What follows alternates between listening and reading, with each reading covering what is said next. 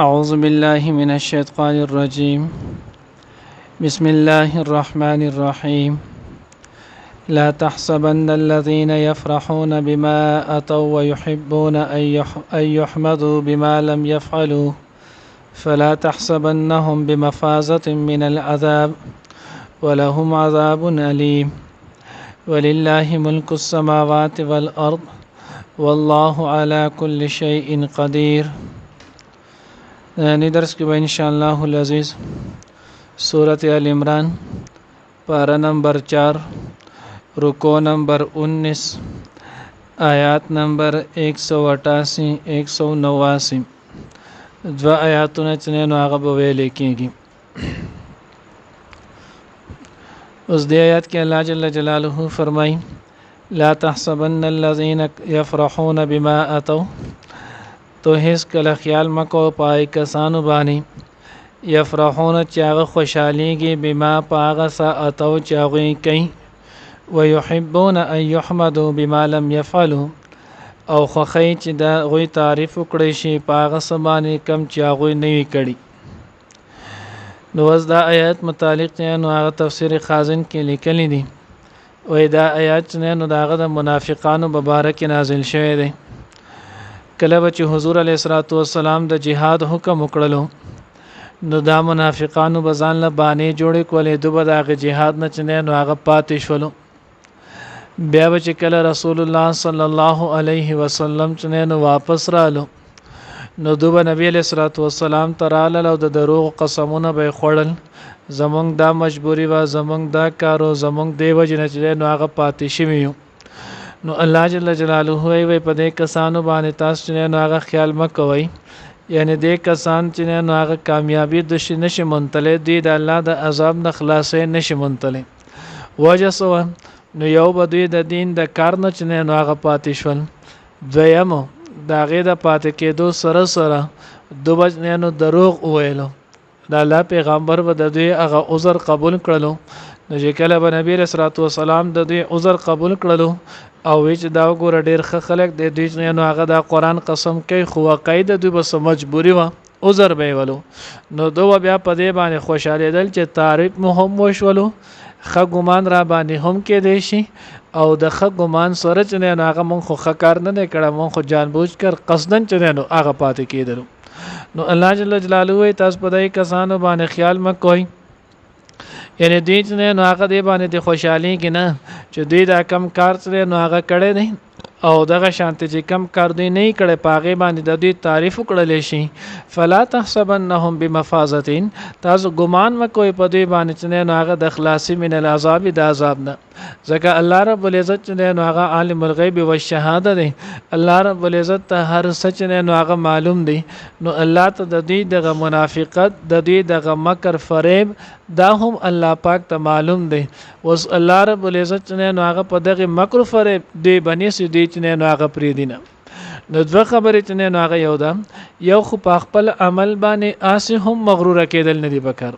سړی یو نیک عمل وکي او دې په دې نیک عمل باندې مغرور شي، بل په چې نو هغه تانه ور کوي،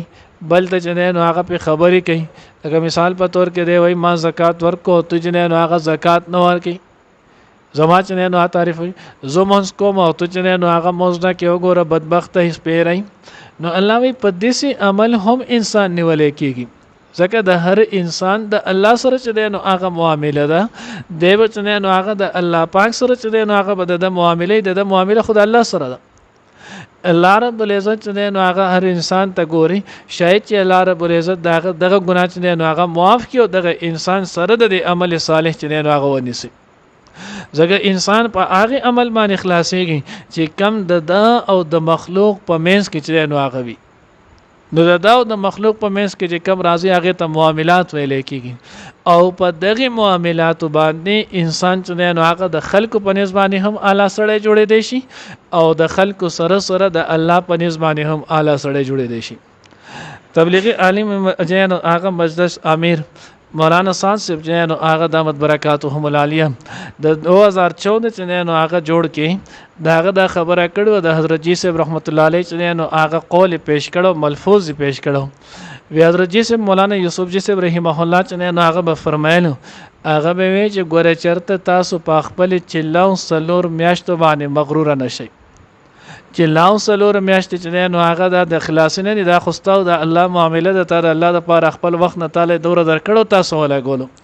مخلوق چې ستانه تاسو راخلی مخلوق چې نو هغه تاسو رچنه نو هغه لین باندې راځي د وستا د معاملاتو نه چې نو هغه راځي زګه د مخلوق سره ستا د عبادت سکار نشته عبادت خو ته الله لکه مخلوق چې نو هغه سره ستا معاملات دي نو ځکه الله وی دوی د مخلوق سره دا کېلن کې د دوی چې نو هغه خدا د الله سره معامله ده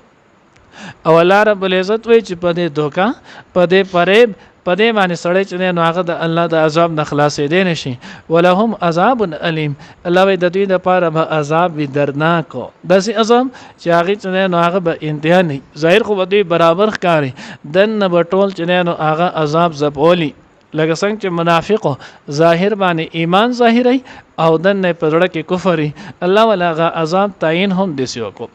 ولله ملک السماوات والارض الله وی د الله د پاره د چې نو هغه بادشاہي د اسمانونو او د زمکي باقي کته څو خیال کړي نو يهود چې نو هغه د خبره کوله چې الله رب العزت چې نو هغه فقیر محتاج دی او نحنو اغنیا مونږ چې نو مالدار یو نو الله دا غوي پرد کې ویلو نه لله ملک السماوات والارض زمکه اسمان بادشاہي د دې پمنس کې چې سدي دا ټول پټول چې نو هغه د الله پاک دی پدې کې د الله رب العزت سره نو هغه د چا هم سنشته الله پاک صرف په دنیا کې خلق له کوټه صحت د پاره چې نو هغه تسلط ورکړي او په دغه تسلط کې الله پاک ګوري چې آیا دا انسان الله راضي کوي او کده د الله د ناراضګۍ کارونه کوي د پدې کې چې نو هغه د الله رب العزت د مخلوق سره خکې او کده پدې باندې د الله مخلوق چې نو هغه په ډچي نو ځکه الله وی لله ملک السماوات والارض والله على كل شيء قدير الله په هر شی باندې چې نو هغه قادر دی یعنی دوی چې کله دغه خبره وکړه نو ډایرک الله پاک په دغه خبره دی نیولې هم شولو ځکه الله مخکې وی لقد سمع الله قول الذين قالوا الله وی الله اوریدلی و الله په قادر او چې ډایرک نیولې خو الله پاک د خپل حکمت ته چې نو هغه دوی ډایرک ونه نیول مهلت چې نو هغه ورکو او د الله د مهلت نه غلطه فائدہ چې نو هغه نه یغستل پکار نو ځکه الله وی والله على كل شيء قدير الله چې نو په هر شی باندې قادر دی الله دې موږ ته صحیح په نصیب کړي لا تحسبن الذين تاسو چې نو هغه خیال مکوئ ګمان مکوئ الذين پای کسانو یفرحون چې خوشاليږي بما په هغه ساعتو چې هغه کوي ويحبون او خوخيږي اي يحمدوا چې دا غوي تعریف وکړي شي بما په هغه سلام يفعلوا چې هغه نه دي کړي فلا تحسبنهم پس ګمان مکو پاغوي باندې بمفازه د خلاصي د نجات من العذاب الا عذابنا ولهم عذاب الیم او دا غوی د پاره عذاب د درناکو ولله ملک السماوات والارض او د الله د پاره د بادشاہي د اسمانونو او د زمکه والله الله پاک علی کل شیء قدیر په هر څه باندې قادر دی ولا تحسبن الذين يفرحون بما اتوا او تاسو ګمان مکوئ پای کسانو باندې چې خوشاليږي پاغه سچ هغه کوي ويحبون او خوخياغه اي يحمدوا چې داغه تعریف کړي شي بما پاغه سلام يفعلوا چې هغه نه دي کړي فلا تحسبنهم پس ګمان مکو پاغه باندې بمفازه د خلاص من العذاب لعذابنا ولهم او داغوی د پاره عذاب د الیم درناک ولله ملک السماوات والارض او د الله د پاره د بادشاہي د اسمانونو او د زمکه والله على كل شيء قدير الله پاک په هر څه باندې قادر دی